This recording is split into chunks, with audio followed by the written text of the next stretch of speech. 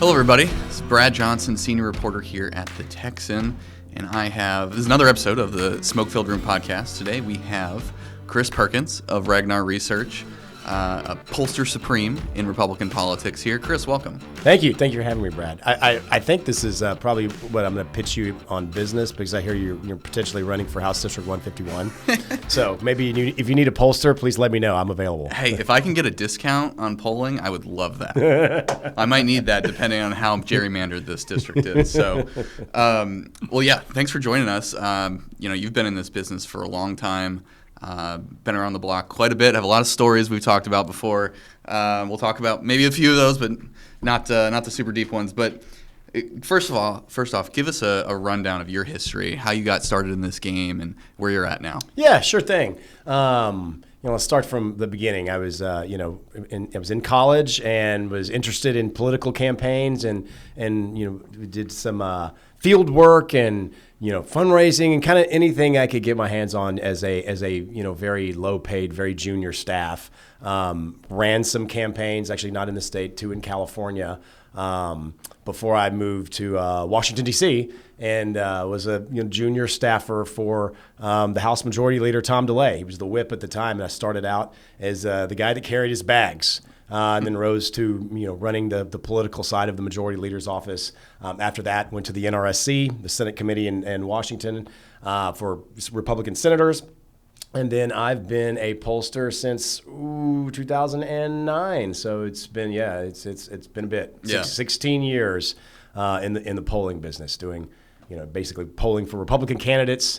All across the nation, from dog catcher to U.S. Senate and everything else in between, United States President, everything. Then kind of some non-political work that requires public opinion research. But it's been a ride. Did that dog catcher win? He did. Wow. He did. Okay. Yeah, by a couple votes. Dang. Polling mattered there. First time I ever heard of Chris Perkins, and I was new to the state in 2019 when we were founded, but it was when our founder, Connie Burton, told us that she used Chris, and he was the only one that told her she was going to lose in 2018. For better or worse, I'm going to tell you the truth. Yeah. Well, hey, I'm glad it happened. Sorry to Connie, but I wouldn't be here without that. So she'd still be in the Senate probably. We all love Connie. Everything happens for a reason, right? So the big news that you and I have talked about a lot, and that everyone is talking about right now, and actually the governor just signed the congressional map this morning. This redistricting fight, you have a different view because you're more DC focused than state ledge focused. So, give me your top line thoughts on, first of all, how this played out, why it happened in the first place, and was it necessary? Sure. It's a lot of deja vu for me, frankly. This was probably the first I kind of was talking about my early career. I was working for the Majority Leader, Tom DeLay. So for those that remember, in 2003, there was a mid-decade redistricting very, very similar to what we just went through here. And I was basically the staff guy that was conveniently sent to Austin to help shepherd through the maps as a staff person that represented the congressional delegation. Expected to be down here about 6 weeks. It took 7 months. 7 months I finally got to go home.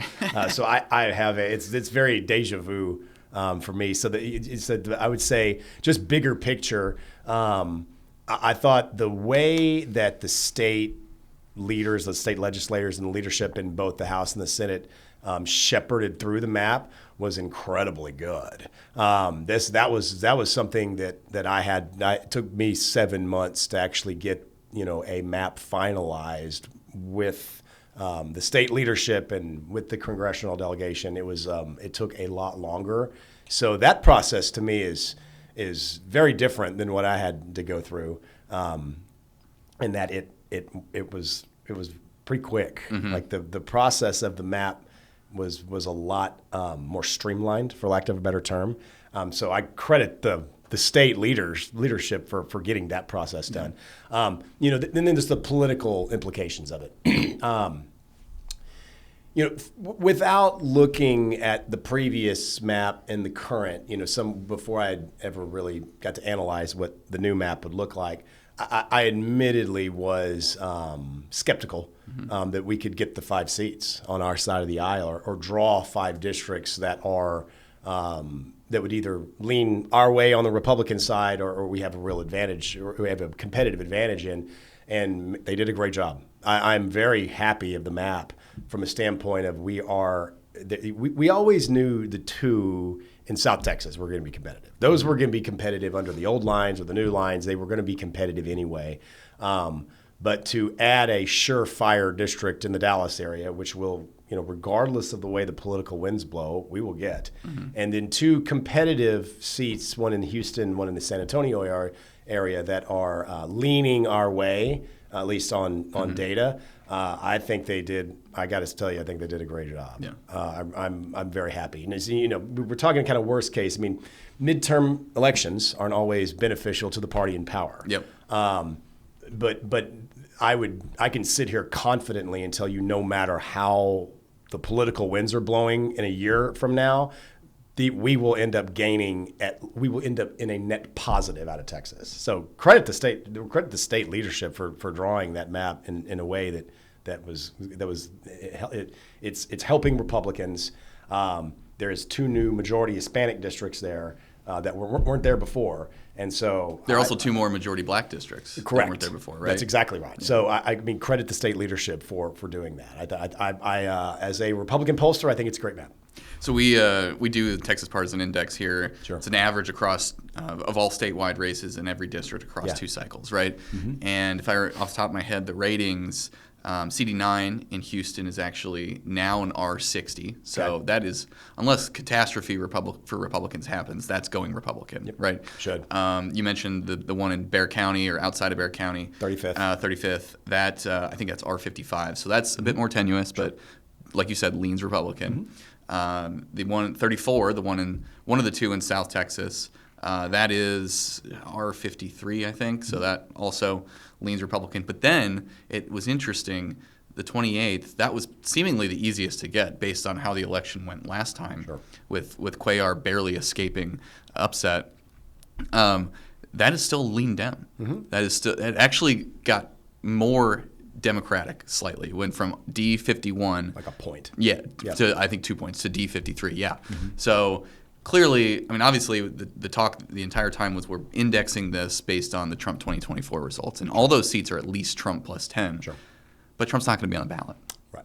So from a Republican perspective, how confident are you that even in a midterm election without Trump on the ballot, that those 2 South Texas seats go Republicans' way? I'll take it 2 ways. I think they're separate seats, so I'll go one by one. On what you were talking about, in the 28th, and then I wasn't drawing the map, so I will speculate, but I'll give you kind of my take on it. That the old way that was drawn had big chunks of San Antonio and Bexar County. They are no longer there. Yep. So there's also there is a new district, the 35th, that has a lot of San Antonio. So just from a map drawing perspective, kind of putting my map drawing hat back, many 22 years ago, I just don't see how the math doesn't work out for 28 to go into Bexar County anymore. So it had to come out. Having said that, it is predominantly rural and exurban, and there's going to be some candidate quality. Always that exists in 28, just because of the situation with the current incumbent member. So we can't predict what's going to happen with that. But I think I'll speculate on the theory of 28 is if the trend line continues, then we should be at a competitive advantage as Republicans in that district at some point. Maybe it's this cycle. Maybe it's not. I hope it's this cycle. We just don't know. Because if you look at the way 28 is drawn and you go back to like 2018 data, I mean, base Republican number there is 28. And so you can just see that there's been a gradual movement in a district in the way that 28 is drawn today towards the Republican side. So I would assume that's that. I mean, as a pollster, I'm always looking for trends Like that's a good trend for us. Yes, the current data makes it competitive, and frankly, South Texas is always going to be competitive. I don't know that we could draw a district in South Texas that's just deep red. That would be very difficult. I guess it's technically possible, but they're always going to be competitive down there. But the trend line on 28 has moved our way every single election going back 18, 20, 22, 24. So there is a trend line. Yes, it's competitive, and that's fine. Like we're not opposed to competition. Yeah. No. And you're just counting on that trend to continue, So, right? I don't know if we're counting on it. That's what we're hoping. Yeah. I mean, if we do our job, Yeah. if we continue kind of the messaging that we've been doing, to the Valley, to that region of the states, then the theory is we would continue the trend. 34, I think, is a little different in that, visually it doesn't look much different. If you just look at it visually, All they did was pull it up to Nueces County, right? That's right, and out of Hidalgo County. Now, 34 as drawn beforehand. If you go back to the way the 34th was drawn in 2011, it was drawn as a hard Democrat seat, one that they were going to easily win. Yeah. And then we've made gains in that district. Candidate nearly won it. Trump did win it. So Myra Flores, who's back running in that, I think she went from losing by 12, 13, 14 points? 6-2. Lost by 6 and lost by 2. But that's a huge gain, right? Yes. Yeah. And then the top of the ticket, we did phenomenally well in that district. So that wasn't going to take much anyway. I mean, we're talking from a redistricting point of view, minor tweaks to improve the Republican number in 34. 28's a little different. That's a little bit harder because of the way of the region, but 34 was just not going to take very much. I mean, it's just, because of the way it was drawn specifically to elect a Democrat back in 2011, not so much anymore because the trend lines have come our way. I was talking about the trend lines have moved our way. Part of the reason why we did redistricting, I would assume, is because we've seen an interesting trend back before the districts were drawn in 2011. Well, or 2021, excuse me. Yeah. I mean, this whole time, Republicans have been talking about we're drawing it based on political performance, and we're drawing it to reflect the increased Republican majority in the state, which, I mentioned our TPI, the state from the 2020, 2018 TPI was R54. Recently, it went to R58. So the state is getting redder. There's a lot of talk about, demographics are destiny. Sure. It hasn't happened. Texas is redder than it was 6 years ago. Yeah, it's. I've listened to Democratic pundits back, since the early 2000s talk about why Texas will go blue, why it will go blue, and we're 25 years later still waiting. And all of it had to do. When they first kind of started talking about the Turn Texas Blue piece with growing minority population. That was always their silver bullet. And that is going the wrong way, especially with Hispanic voters. Where was it going with this? I guess it's one of those things where I've been hearing this so long that I'm just kind of used to it. We are getting redder. And it's kind of like white noise at this point. This is exactly right. And frankly, there's nothing wrong with redrawing districts based on political and partisan point of view. I mean, we want to gain seats. We have watched other states, specifically Illinois, Maryland, Massachusetts, New York. I mean, when it comes to partisanship in redistricting, that's the nature of redistricting, and there is a lot more blue states that do hatchet jobs way worse than this. I mean, if you visually look at this map, it looks pretty clean. Go look at Illinois. Go look at Maryland. Give me a break. Like, so if there is the Democrat talking point on partisan gerrymandering is hollow because they are way worse at it than us. We draw fair districts in the state of Texas that look nice and clean, and we gain seats. They have to draw stuff. Yeah. Look at the Illinois map. I've joked. And Maryland. Maryland too, yeah. The Illinois one, it looks like, if you look at Chicago, it looks like the back of Medusa's head with the tentacles going everywhere. And then you look at the 13th, and it looks like a dogleg right fairway. on a golf hole, on a golf course. Yep. And encourage you to look at Maryland too. Maryland, laughable. okay. Laughable. But, I mean, like you said, there's nothing more partisan than what we do. That's right. Than redistricting, right? There's no getting it out of that, and it's totally fair for Illinois to draw the map the way they do, right? Exactly. Illinois and Maryland have majorities. They have strong majorities of Democrats at the state legislative level. Go for it. There was a lot of talk, especially after the map finally passed. Governor Abbott kind of stoked the flames of this a bit by, saying during the quorum break that we might ramp it up to 7, 8, 9, 10 seat gain. Seemed to be 5 was pretty difficult to get to in the first place. In your mind, how difficult or impossible is it to get anything higher than that up to 10? It would be difficult. It would be difficult. I mean, we are. If we were like Illinois and Maryland and we didn't have the Voting Rights Act, which they don't have in those states, they're not because they're northern states. They're right? northern states, so there is no voting rights applications. They can break up, minority communities and everything with no problems. We can't really do that here because that's against the law. We're still under the Voting Rights Act in Texas, and that's fine. It would be difficult to get. I wouldn't say it's impossible. I mean, in theory, we could probably get a 6th. As somebody that knows the data, I could see a 6th. I don't know how much more we could get out of that. Where would that go? Hard to say. But I think part of where the state did so well with these maps is none of the current sitting Republican members of the congressional delegation lost of their political base. So each one, because you'd get into a situation where if you were to try and cram in more districts, which, in a great year we'd be fine with, you would be putting current members of the delegation at risk, where, it's like we gain here to lose here.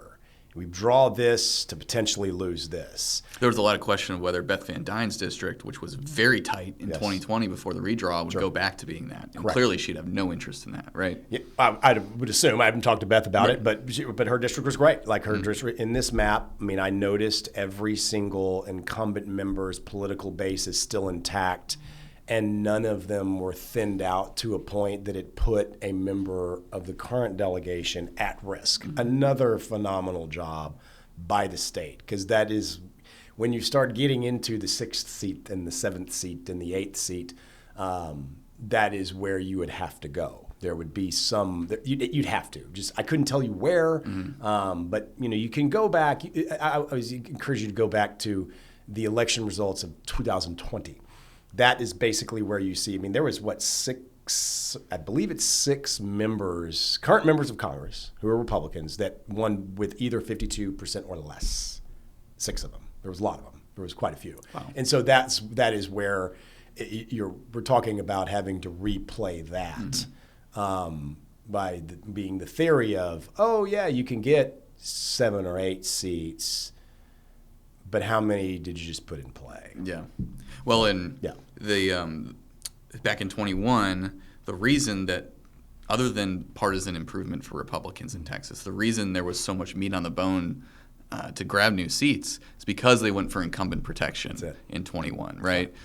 Because there was a lot of members of the delegation that barely won re-election in 20. And that costs money from the national apparatus. They don't want to do that, right? They want to avoid it if at all costs, right?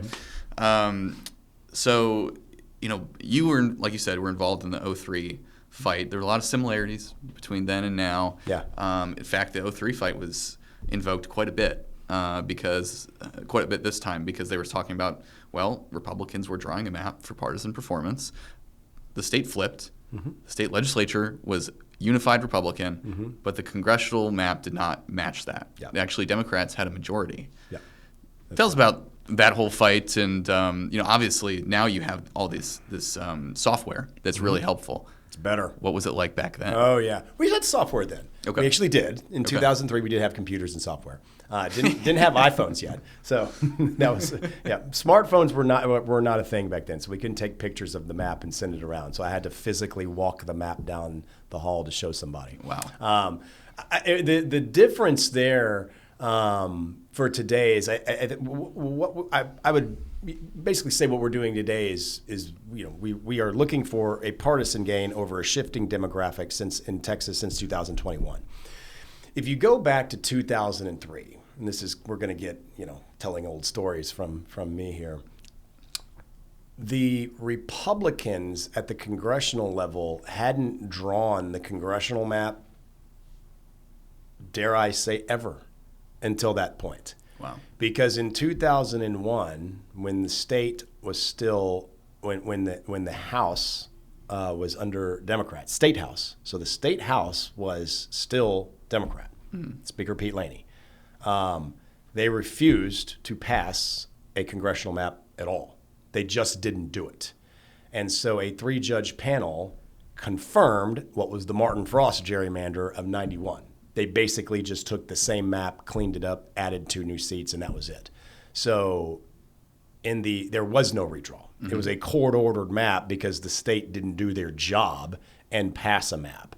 So that was where basically the delegation asked the new speaker, Tom Craddock, could you help us do a map?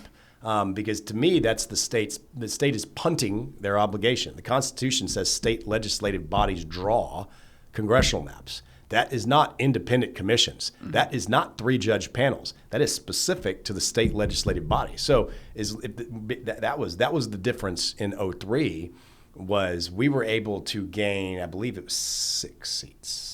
I think it was 5 we gained and then 1 like a cycle later, something like that. I remember drawing it as a +6 map.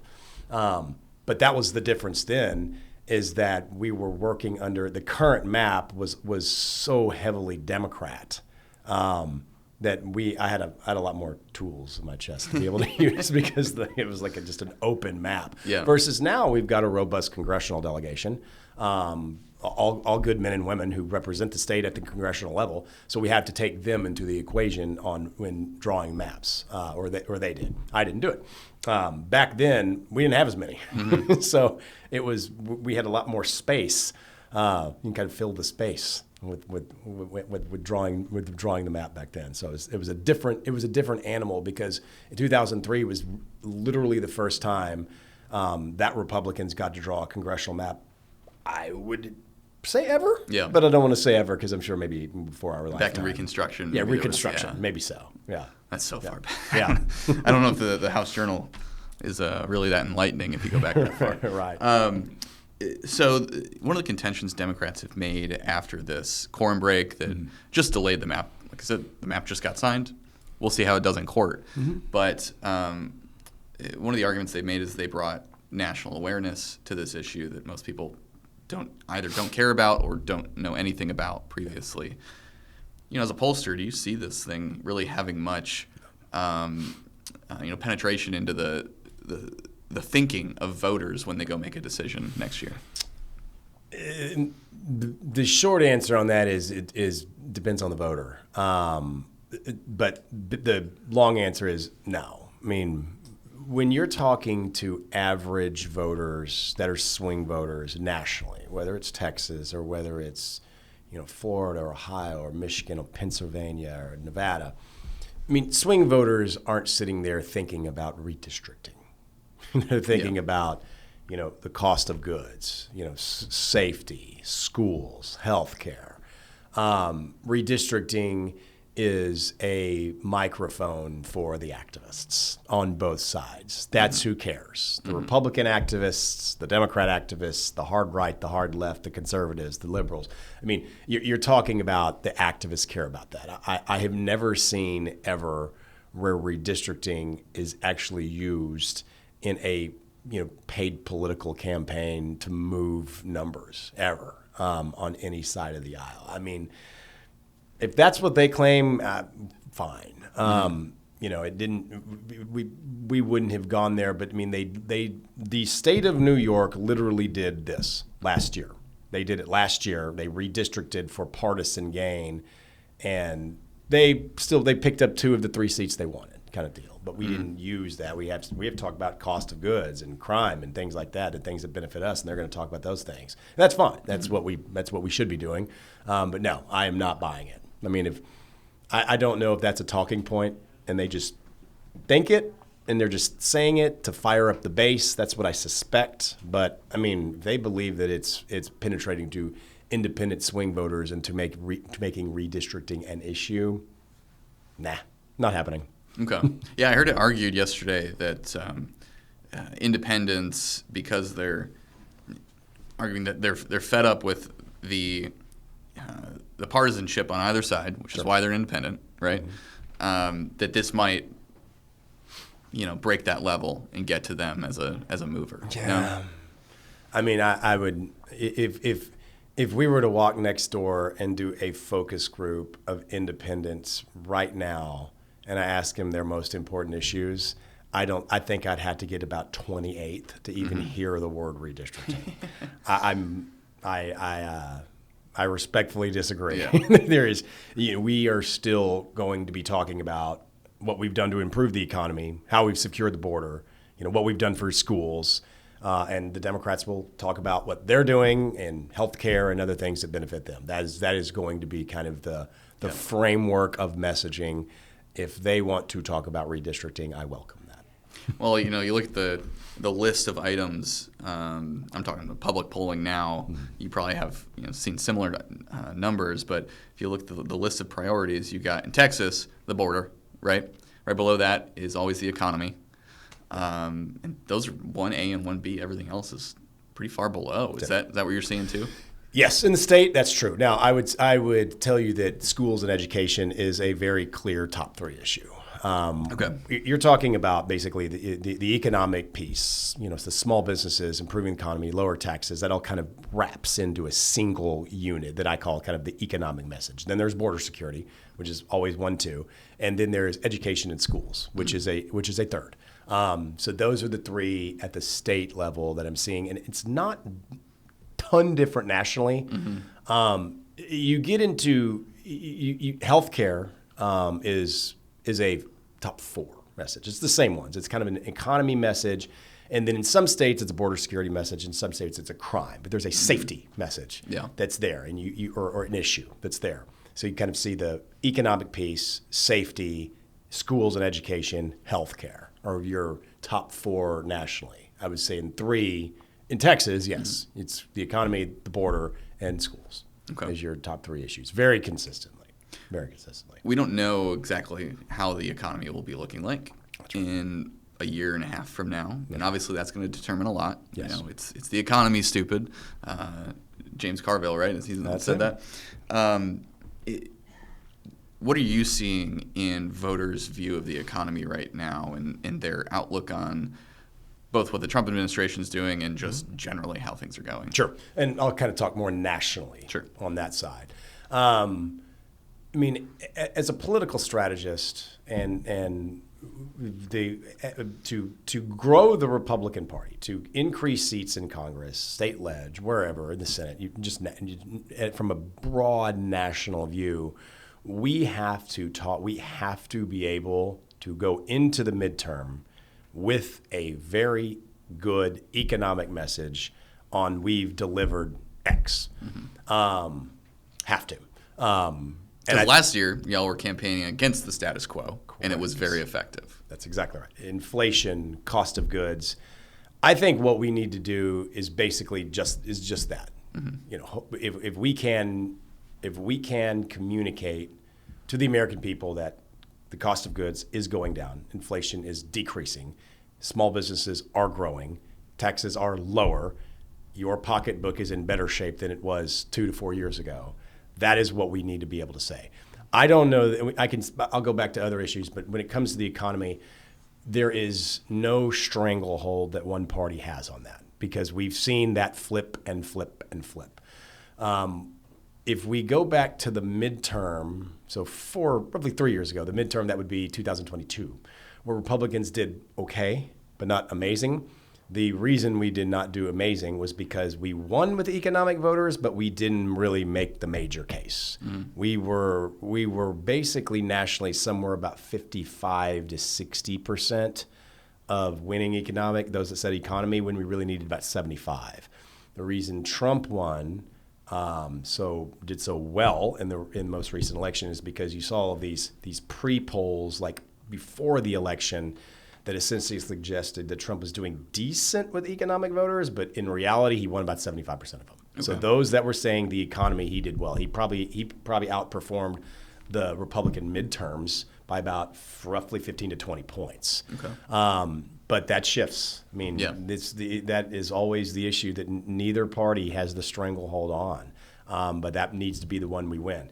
We do very well with border security voters, those that say that's their number one issue, or immigration or safety, crime. We do very well with those. The Democrats do very well with health care. Mm-hmm. There is a reason why they are starting the tack lines now on cutting health care benefits, et cetera. Whether that's true or not, they're doing it. There's a reason they do that, because if they can increase the ante, increase the awareness or issue kind of matrix, for lack of a better term, on healthcare, they're going to do well. Yeah. So there's advantages that both parties have, that we have as Republicans on certain issues, that they have as Democrats on certain issues. The economy is the one that is up for grabs, and it's either going to be one or two. It's always a top two issue, period, regardless of the political climate. So it's who can win on that issue, who can rightfully. We need to say we are lowering costs, inflation is down, small businesses are growing, taxes are low. And they need to say no. They need to say it's not. Do Democrats have the advantage on the education issues, or is that kind of split? State to state. Okay. It really depends on the state. I've seen that's the one issue that you consistently see as a top 3 or 4 issue, but I could almost tell you, like, this state is really heavy here or this state's here. Democrats used to. Mm-hmm. If you go back, probably kind of at the beginning of Trump's first term, there was the education issues was not great for us. It was more of a defensive issue. That has come around. I think the parental rights in schools, what the left's narrative on, the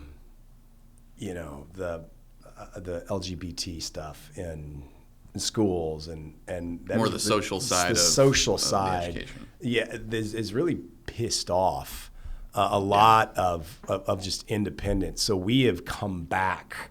We've gone from a very severe deficit 10 plus years ago on the education issue to being about dead even, which is great. So we do not have to cede that as an issue any longer. I mean, years ago, when we would get hit on it, we would play defensive posture and try and change the subject. Mm-hmm. Now we don't necessarily have to, but I can tell you it's a state to state issue. I've seen it where R's have a big advantage in state X on education, and D's have a big advantage in a completely separate state. Here it's about, I would say in Texas it's about normal. We can play. We expect to at the state level. For the Democrats to hit us, but we're ready. Yeah. Yep. So one of my going theories, and I'm curious your thoughts on it generally, but also there's a specific example that comes to mind. So the two parties, the polls are kind of flipping. The Republican Party used to be the more ideological party. The Democratic Party used to be the more coalition party. We're kind of seeing that change, where a great example I think is Trump's appeal and Republicans' increased appeal to unions, blue collar unions. Yes. Yeah. Am I on the right track there, or is obviously it's not entirely flipped yet, but I kind of see a trend developing. What do you think? Yes, I mean in the current environment, there has been a lot more of kind of your let's call it blue. It's a more of a socioeconomic side, that the blue collar workers and blue collar voters have trended more towards the Republicans, and that they love to beat up Republicans on top 1%, et cetera, but the more really high income voters have trended more towards the Democrats. Whereas they used to be very heavily Republican. This big Republican, heavily Democrat. So it's been a bit of a shift.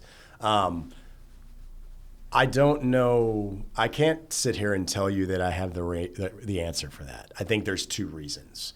Mainly, it's because they see the blue collar workers see the Republicans as more of the ones that will actually help their job and help them, keep their job, et cetera, et cetera. Yeah. It's more of a jobs issue. Before this shift started, you basically saw the first thing of, Green New Deal and getting rid of fossil fuels, and we can't have oil and gas drilling anywhere or offshore drilling anywhere at all. We've got to shut the industry down, which I think started the process of kind of your blue collar worker being like, wait, really? We start kicking tires, looking at the other way. I don't know the reason for the shift for the very high income voters, very high, towards Dems. I would assume there's probably a bit of tone that has to do with that. I can't sit here and tell you. I know. I think a lot of that is less a policy, and it's probably more of tone that they like.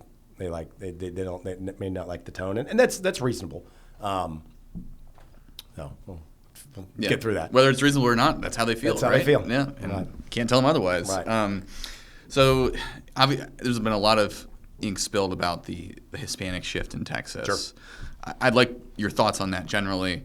How actually thorough is that towards Republicans? But also just there's got to be more than just that going on in Texas. Oh, yeah. What are you seeing? It's going on nationally. Yeah. It's not just Texas Hispanic voters that have shifted towards the Republican, more conservative side. This is going on everywhere. This is not an anomaly. We are not an anomaly in this state. This is happening nationwide. And I mean, and I can kind of tell you. So we've known for many years. This is not a new thing that when I've done polling. We can see Hispanic voters for many years have been pretty culturally conservative. Yes. So this isn't anything new. We've all, so I guess it's one of those things where when we go back years, we can look at it. We always knew they were culturally conservative. So there was always a dialogue we could potentially have with them, but they just were still voting Democrat because they saw the Democrat Party and or the Democratic candidates as someone who would be more supportive of someone like them. I don't think that's an ethnic side. I think that's just what they saw. They're like, okay, we're even though we're culturally probably a little bit more right, that's party, the Democrats, is more likely to, be the party that would support someone like me. It's also just tradition, right? Yes. Going back centuries, the Democrats have owned that, right? Now, and this is a while ago, we're talking a decade plus. Yeah. As we shifted forward, I think two things happened. And one I've kind of already said, especially in this state. I think the assault on the oil and natural gas industry started this, the Green New Deal. There is, when you look at, oil and gas workers in South Texas, West Texas, New Mexico, Colorado, anywhere, there's a lot of Hispanics, a lot of hardworking blue-collar Hispanics, and their party that they've been voting for is trying to take away their job. That is what I think I believe that's what started this, because that was one of the first kind of big progressive things is the Green New Deal, and you saw it get pushed by national media. You have Time Magazine's Person of the Year was Greta Thunberg. That's ridiculous. And that started to turn off the blue-collar workers, specifically as we're talking about Hispanic shifts in those areas. Then you add this very kind of, I guess we'll call it wokey cultural war that they keep pushing, which I still don't understand, with the trans agenda and things in schools and just being very boisterous. And you add that they're not really with us on the economy anymore. They're no longer the party that would be more likely to help me. And you've got them pushing this really radical, just weird stuff.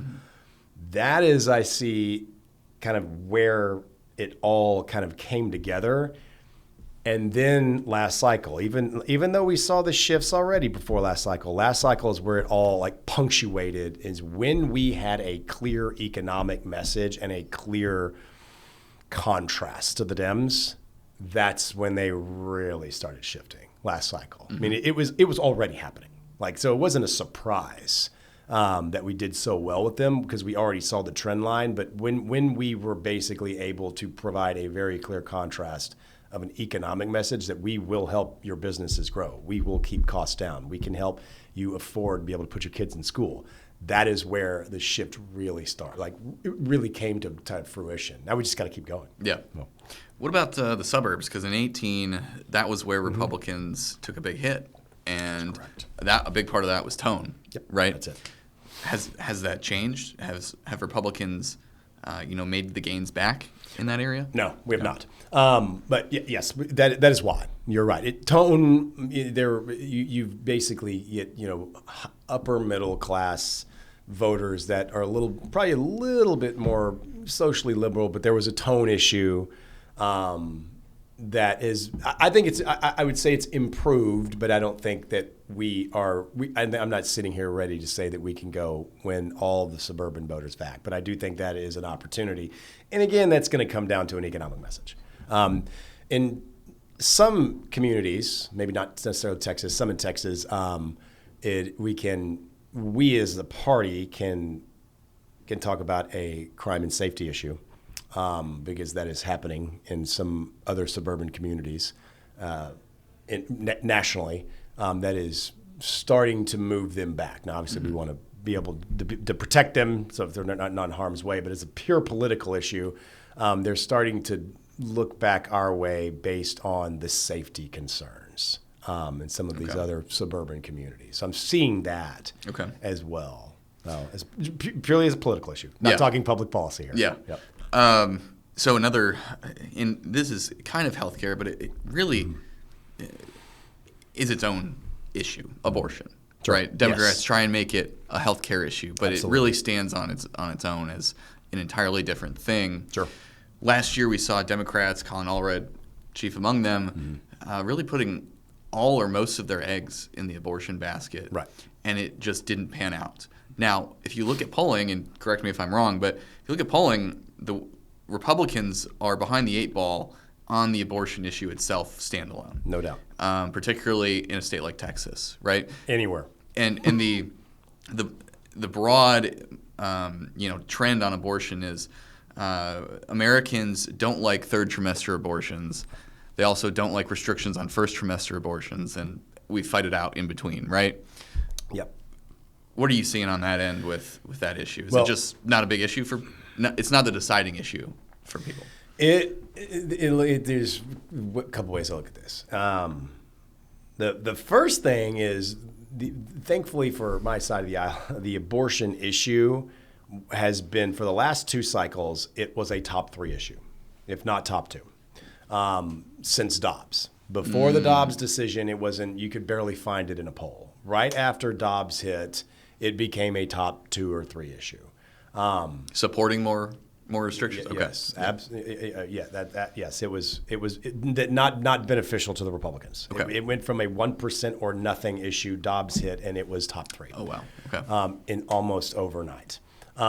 Naturally, because the way I look at it, if you look at the generic ballots among those that say abortion is the number one issue, it is 90-10 Democrat. Yeah. So the strategy for them is to increase the awareness of the issue, because the more and more people say, oh, that's my top issue, they have a 90% chance of converting them. Mm-hmm. Fortunately, it has dropped. I am seeing a lot less of women's right to choose, abortion-related issue on top. It is falling. I don't expect them to walk away from that issue. I very much expect that the Democratic side is going to come after the Republicans with an abortion message. I would assume they will tie it to health care, because that's a little easier for them because of recent federal activities to bring it to. But they're not going to go away from it, because it's basically been the one winner they've had for the past 4 years. I mean, it really has. So why hasn't it worked though? Well, I think it has. I don't. Okay. I would say I don't believe that we took when we go back to the midterm in 2000. That would be 2022. There was there was all this talk about a red wave, red wave, red wave. I don't know if you remember this. Nationally, Yes. we're going to have a red wave. Yes. It was more like a pink trickle because we did well, but I don't think we did. We did not maximize our gains that year, and I think abortion was a key component of it. It is a difficult issue for us because it's also easy. If we want to talk about fundamental tax policy and fiscal conservatism and how we're going to improve your lives, that's hard to do in a 30-second spot. And it doesn't really make news. You say abortion, and every news outlet will pick up the story, and it's easy to put on the spot. I mean, it's an easy talking point. Our narrative on the economy, because it's more nerdy and policy driven, is hard. They say abortion, and it makes news. So it's an easier message for them to focus on. Even though we have a lot more issues on our side that benefit us, their issues easier. So yes, I mean, didn't work is, I would say it kind of did. I just don't think we maximized our gains that we could have really done in the midterm because of the issue. I mean, I was, prior to Dobbs, I was very bullish on a big, healthy, robust majority, and we got 5. But that was because of the issue. Now, I don't think it worked as well last cycle because it was a presidential year. But I mean, I still think that it was relatively effective in down ballot races. I can show you case after case where we were, we lost a few House seats, not Texas, outside of the state by a point or two because of the issue. So I still think Trump was still able to win. We were still able to win with Trump because that was more of an economic message. There was it's hard to do a national abortion thing when it comes to presidential politics. It can be done, but it's harder, especially when you have high inflation and things like that, when their economic is driving the message. But you can still Democrats can still use it down ballot, and they have. But it's dropping. So I wonder how they're going. I don't know that they'll be able to use it in such robust ways. Okay. But we'll see. Is the reason that it's hard to make it a nationwide issue as opposed to the economy is the economy is a nationwide thing. Exactly. Whereas if you look across the country, there's all these patchworks of laws, right? So like California is very heavily, in favor of abortion, whereas Texas is the opposite of that. Is that the reason there's the discrepancy there? Kind of, sort of. I mean, you could play it. You could go play it on a state-to-state level. But, I mean, in general, when you get to a national presidential race, yes, abortion is going to be an issue. But is it as big of an issue as the economy? Is it as big of an issue as securing the border? That becomes to me it's the psychology of the voter when you're looking at a president. Is it's kind of like, okay, this person is going to be better for X reason.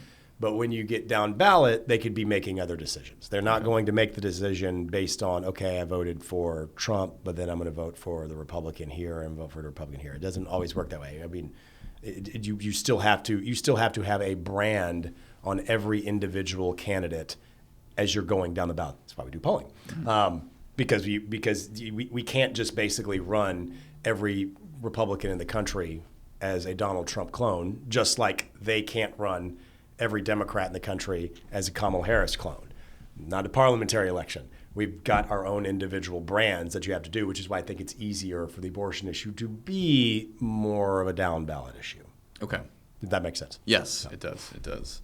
So the whole reason Texas was doing the redistricting is to try and keep the House. Sure.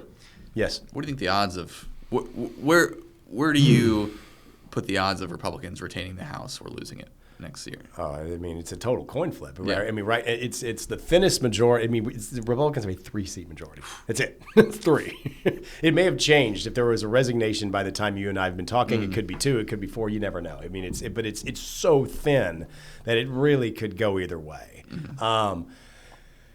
We'll see when the dust settles. Meaning, I believe there is only one district in the nation that is held by a Republican that Kamala Harris won, and there is 4 that Democrats hold that Trump won. So those 5 are going to be the natural battlegrounds. They're going to go after that one. 2 of them are in Texas, right? Yes. Cuellar That's and correct. Gonzalez. That's Yeah. in Texas. Then Maine is the other one. I can't remember the other one is.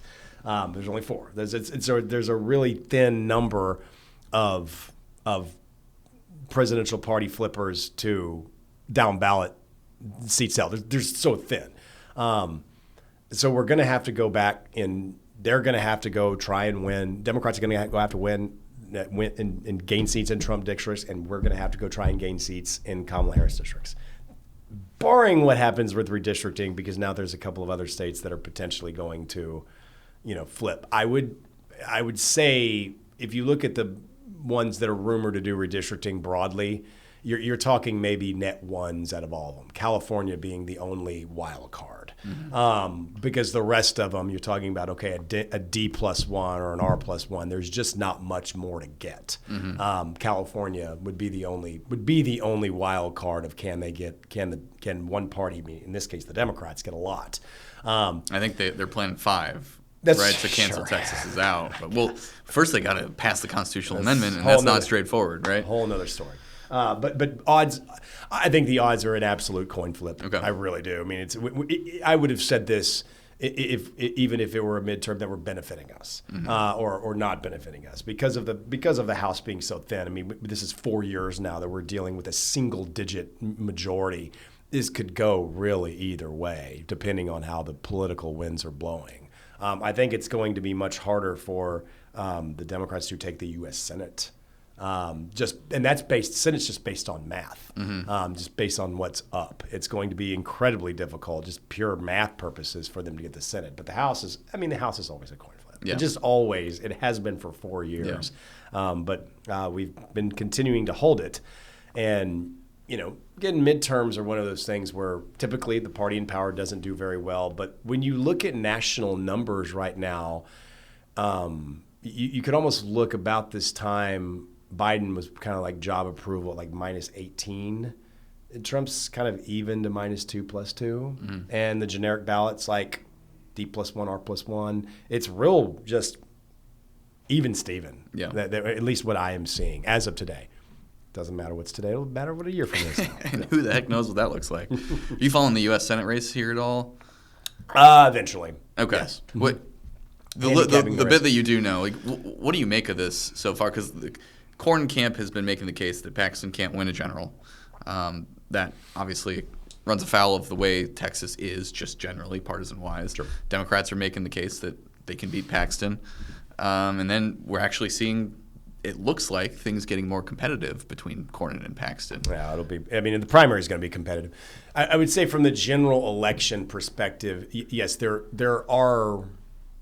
I mean, I think there's kind of, you could say essentially both sides are right. There is the side that is like, it doesn't really matter who the Republicans put up because Texas will always stay red, blah, blah, blah, blah, blah. And history does say that. I mean, it's been a long time, and we've been through some real bad years where we've been able to hold all of the statewides. Now, there has been actual polling, legitimate polling, that does show that John Cornyn is a stronger general election candidate than Ken Paxton. That is true. It's from a polling perspective. Does that mean someone else, not named Cornyn or Paxton or anybody, would lose? I don't know. I think there's a lot of other there's a lot of other things that could be at play that we're not even thinking about today, a year from now. But yes, I mean, I can sit there and verify those polls that say that John Cornyn, as of today, is a stronger general election candidate than Ken Paxton. Candidate quality. That's always the big question. Candidate quality. Yeah. Come back to candidate quality. I would also say that, I mean, I was mentioning this to you at the beginning, is I've been listening to the Democrats for years, talk about how they're going to win this and win that and win this and win that. I'm been thrilled to see who their candidate quality is. Because if we're talking about Allred and Beto, I mean, here we go. We're going to do this again? Yeah. Is this what we're going to do? I would welcome either one of those. I mean, regardless of who the nominee is. I mean, good luck. So you think they're better options to go with someone who hasn't run statewide before? Like, I mean, you could go. pretend to know what the Democrats are thinking. So let me speculate. Sure. In theory, yeah, a relatively unknown someone would be without an established left of center brand would probably be their. That'd probably be the right way. Guessing. I don't really know what they're thinking. But I would say, there is lots of challenges to that. That's name ID and fundraising and things like that. That just how are you going to be able to make, from the Democratic point of view, Texas in play? That's that you either need a ton of money or substantial name ID to be competitive.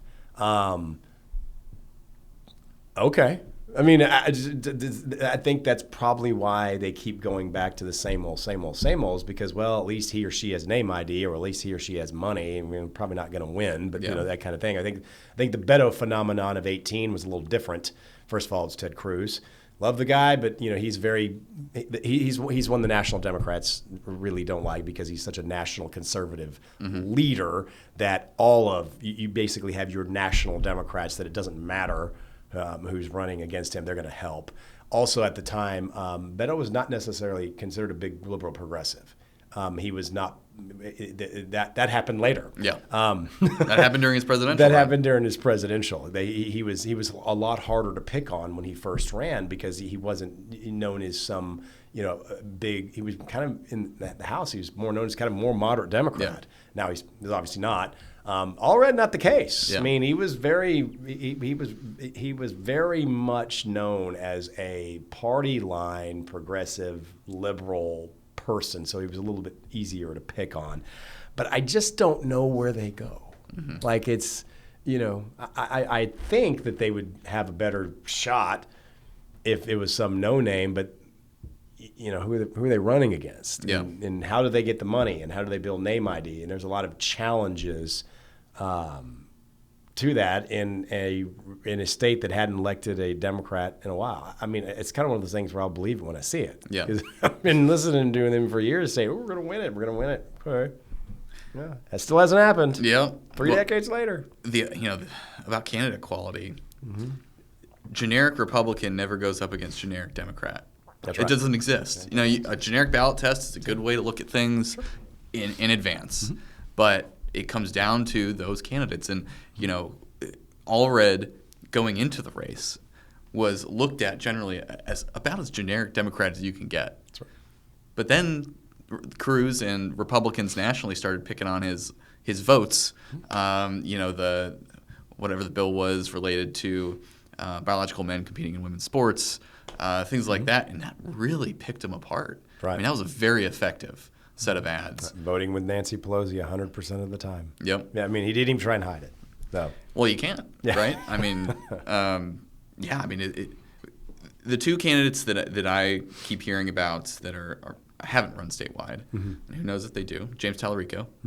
He went on Joe Rogan, which gave him a bunch of acclaim and name ID. I saw on Politico this morning that Barack Obama actually called him to applaud him for doing that, going to places Democrats typically don't. Then you got Joaquin Castro, who's been a congressman in San Antonio for a while. Any thoughts on those two? I don't. I've polled neither of them. Couldn't really tell you. Yeah. What about Jasmine Crockett? Yeah, hard to say. I don't. Yeah. All of this is a big. There's so many question marks around. If you go back to 2018, last time the Senate race was competitive, there's question marks around Beto O'Rourke either. Yep. Nobody really thought that he was very real. It's just like, whatever. Let's go. And he caught fire, probably because of fundraising. But can that be replicated without Ted Cruz on the ballot? That's frankly the way I see it. Fair question. It's a lot harder. Because we can always raise a lot of money against Nancy Pelosi. We'll never beat her in her own district, but we can raise a lot of money just because of who she is. Does the boogeyman exist in Texas this year? That's a lot more. That's a lot difficult. That's very difficult when they've got to try and. If they're doing the math, they have more opportunities in Maine and North Carolina while still having to defend Georgia. it gets tricky. I mean, I'm trying. You could put. There's probably good and bad things about those candidates on the Democratic side that you name, but I mean, until they can build a statewide profile with name ID and have a significant amount of money to be able to communicate, I'm still not buying it. Well, they have no bench really, which is, like you said, why they keep going back to Beto and Allred. That's exactly. Yeah, kind of seems that maybe a better strategy would be to go after a lower ballot statewide. One that comes to mind is the AG race. Yeah. You've got Nathan Johnson there. Joe Jaworski ran last time and lost, but Johnson is widely considered as a very formidable just politician. He's very polished. He's very intelligent. He comes off very well. All the eyes are on the Senate race and the ability to maybe take out Ken Paxton, but if there's a win to be had, is it a lower ballot statewide? Sure. I mean, I'm not advising Democrats, but if I were, that's probably what I would do. I would be like, because to win a U.S. Senate race with the national implications, yes, the likelihood I still think is slim, just because of everything we just talked about. I do think there is more opportunity at a down ballot race. That I do agree with. Now, I don't have a reason as to why. I think that you can, if you raise a lot of money, you can kind of manufacture it because there will be less attention on it. Yeah. Because there's going to be, even if they were to get a strong U.S. Senate candidate, you're talking about national.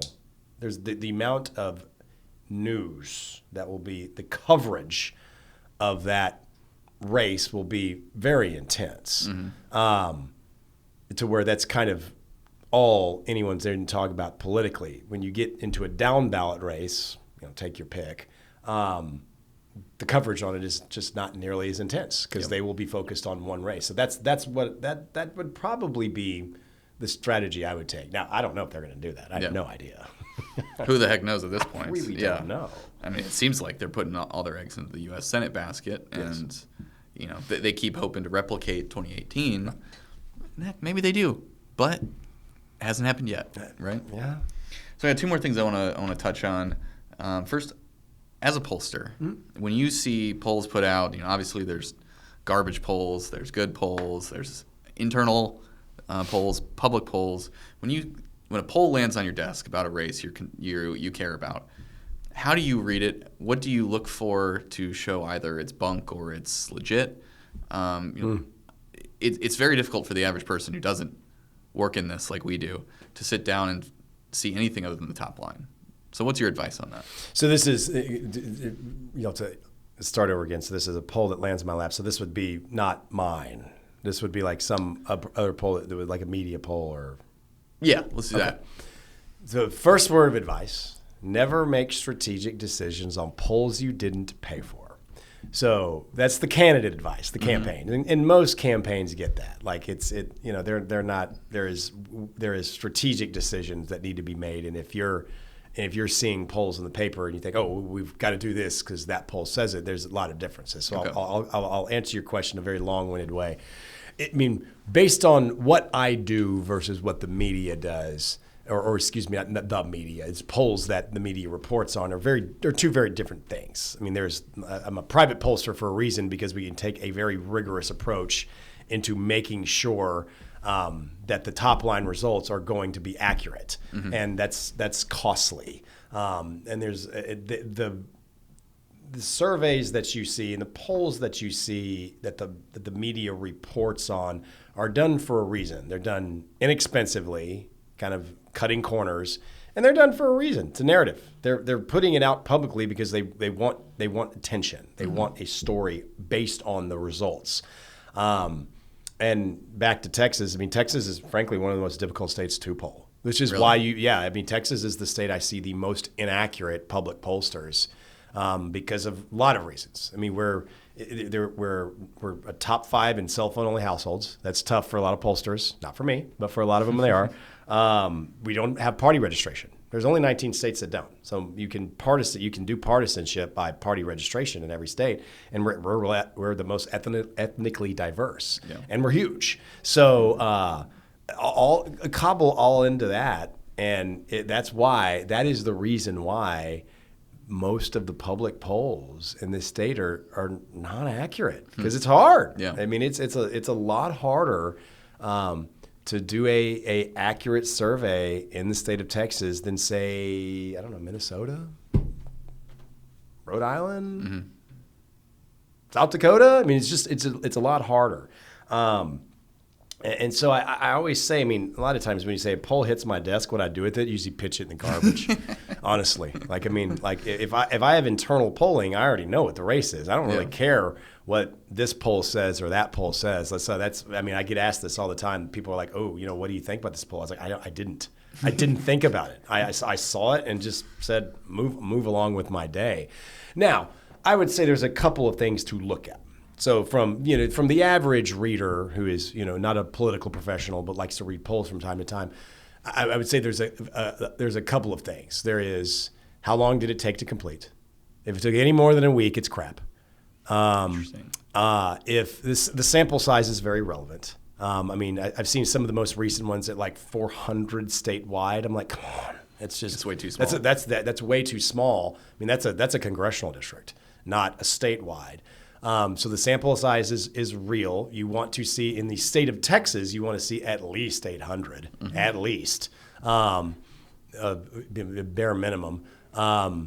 Methodology is the most important, in my opinion. And that's supposed to be disclosed. Anytime you see an online panel, red flag, because internet polls or emailed polls you are basically getting activists. And my job as a pollster is to put together a survey that encompasses the highest amount of your average voters as possible, because that's who we need to be talking to.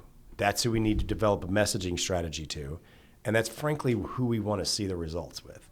When you start instituting online polls, and even large quantities of text to web, those aren't average voters. Those are activists. Mm-hmm. Those are people looking to take a poll.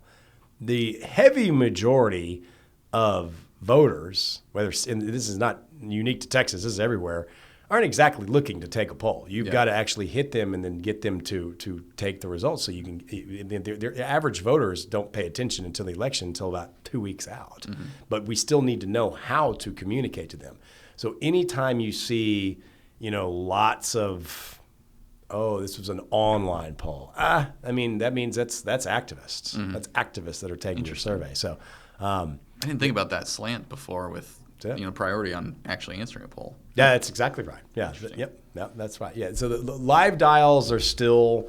Live interviews are still going to be the best methodology to maximize the number of your average voter, which makes up a huge majority of every state's electorate. The activist piece is really small. It's shockingly small. Mm-hmm.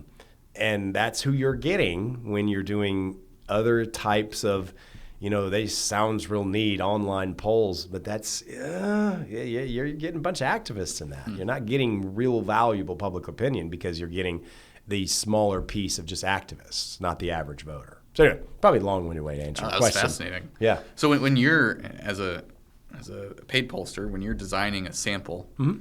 how do you go about that, especially given what you mentioned about Texas being so diverse and so massive? It's rigorous. I mean, this is why there's the difference. I mean, that's why we're not necessarily cheap. Yeah. You get what you pay for, right? You get what you pay for.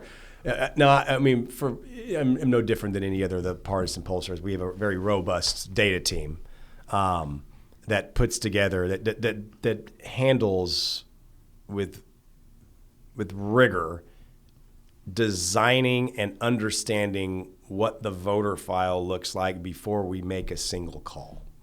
And that's age, ethnicity, gender, and geographic. So I can sit there and I could show it to you, we're all nerds here, and what it looks like. It's a very robust spreadsheet where we have to have quotas behind every single demographic group and do it over 3 days. Wow. It takes time versus, a public pollster just kind of opens the phone book.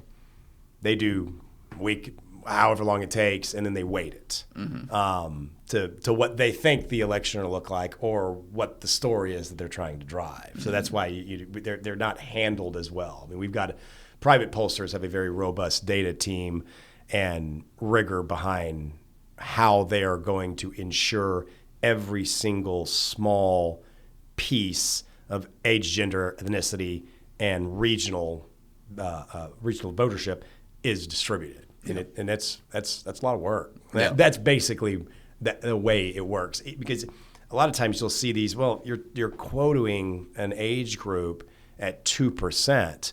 Well, that's too small of a sample size to look at. That's true. But when the 2% and the 6% and the 8% and the 11% combine all into one, we've got to make sure it's accurate. I've got to be confident that I can give you the accurate results with a margin of error of, usually it's 3 for larger polls, but those 1, 2, 3% count when you're hitting them. Because a lot of times, we just missed them, you just weight it, which is what the public polls do. It's a lot of weighting, and we try and minimize the weights. We have to weight sometimes, but it's not. We minimize it to make sure that we're getting what you're paid for. Yeah. No. Well, the other key aspect is shaping questions, right? And some of these polls you see, especially if they're push polls, questions are just asinine. It is absurd. But you want to see what it actually looks like, so you got to ask a question in a neutral manner. That's right. Unless you're doing a messaging poll, right? So how rigorous is that? How much time do you spend crafting questions to make sure you get an accurate result? Sure.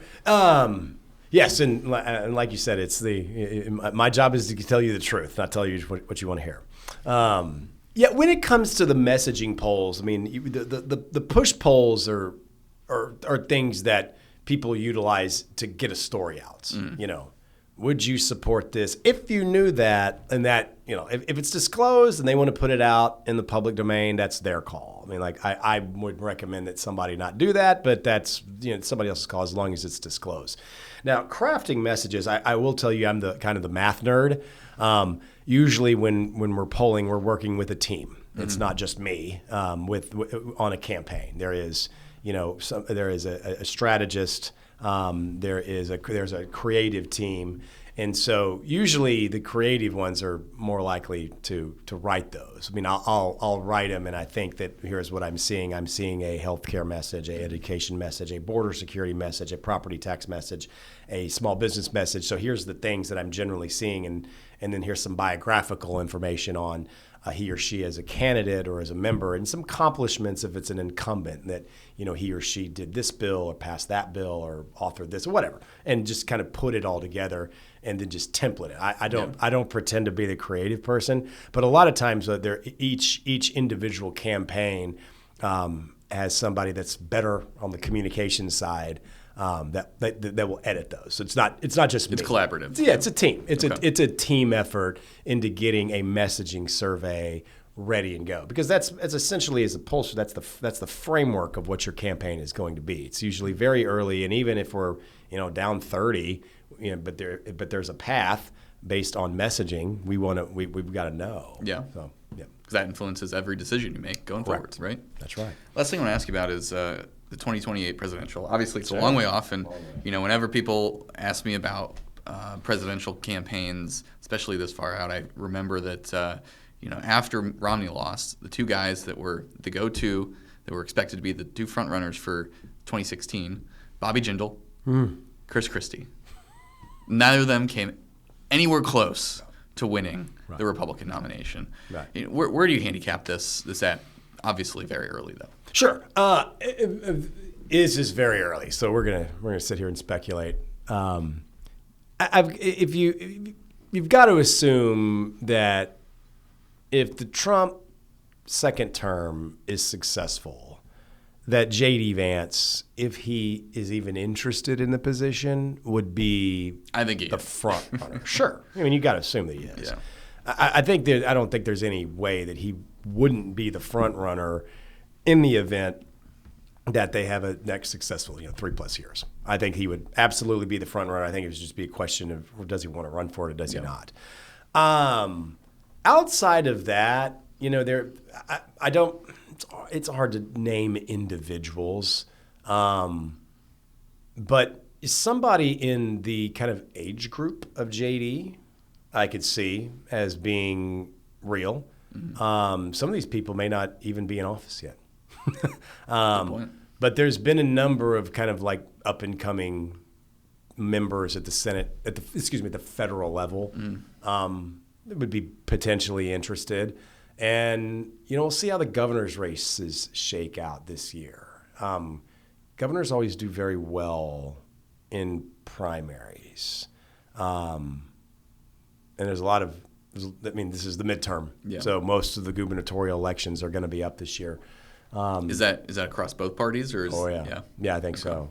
Because you never know. I think governors of states always do very well in presidential primaries because they have a kind of a unique perspective versus just kind of the federal stuff. Mm-hmm. They're also an executive. That's right. Right? That's applying for an executive job. Sure. So I think most all of the governor's races are up this year. Tons of them. Yeah.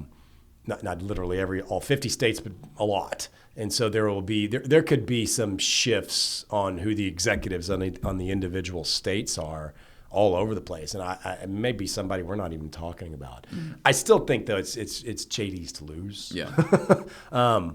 Because if you look at he's very popular with Republican primary voters right now. His image is phenomenal. His job approval is phenomenal, and the president's is too. So there you go. If he has a successful second term, then you would assume that if he wants to run, he'd probably be the nominee. Yeah. But hard to say outside of that. You just never know who's going to pop. But I kind of like the profile of somebody in the J.D. Vance age group. Okay. No, just his age, regardless of gender, just that age group seems to be appealing to our side right now. The two names that you always hear floated from Texas, potentially looking at that, making that jump, are Ted Cruz, who already ran for president, sure, and I think it's pretty clear wants another shot. Mm-hmm. Who knows if it's there for him? And then Governor Abbott, who has the governor advantage you were talking about. Mm-hmm. Can they stand out in a crowded field? What do you think of their potential chances? There always has to be a lane, and Ted Cruz knows this because he ran. I was pollster for on the presidential campaign, one of them. And it kind of depends on the type of year it is.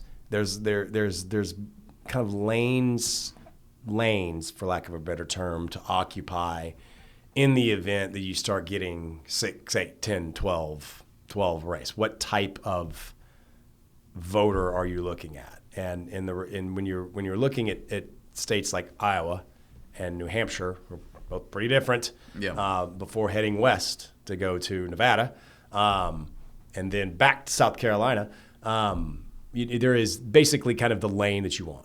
Mm-hmm. And in the past, there's always been you've got the social conservative lane, the fiscal conservative lane, the national security lane. I think the lanes have changed now. But I don't know which ones of those exist. I think we don't have those anymore. You can't say, the social conservative person is going to do great here. The fiscal conservative. I think kind of we're all similar. There's no clear Rick Santorum lane. Right. Exactly. Because those that are fiscally conservative are also social conservative, are also pro safety. There's not. I don't know that the lanes are open yet. It's kind of like they're still under construction. We'll see in 3 years which lanes open up and who can actually occupy them. Yeah. So regardless of whether it's somebody from Texas or whether it's somebody from New York, I guess it really kind of depends. I'd still think it's JD's to lose. Yeah. Well, a lot of time between now and then, and obviously we have the 26 midterm coming up, and it's going to be fascinating to watch, as it always is, because this is a constantly changing game. That's right. You have to run scared, otherwise you're going to lose, right? Exactly. Chris Perkins, thanks for joining us today. Brett, thanks for having me.